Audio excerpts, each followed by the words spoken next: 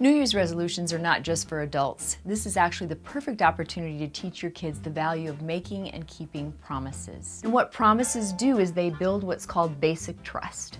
And as human beings, it's one of the highest priorities we have for survival, is being able to trust in others. It builds intimate, connective relationships with others. And of course, that's what you want to establish with your child. So you want to model what a promise is. So for example, if your child says, I'm going to take my new ball out to the cul-de-sac and I'm going to share it with everybody, and I'm going to play with everybody out in the cul-de-sac. What you want to do is get down to their level, make that eye-to-eye contact with them and say, I think you just promised me something. You said you were going to take that new ball out and you were going to play with the kids in the neighborhood. That's great.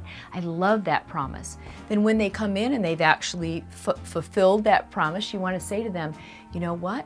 You said you were going to take your ball out and share it with all your friends. You promised me you were going to do that, and that's exactly what you did. That's great. That's what we do in our family. So when you think about resolutions and you think about promises with kids, don't just ask them to promise, or don't just promise them, especially if you think you might not be able to keep your promise. It's not a realistic one for you as a parent.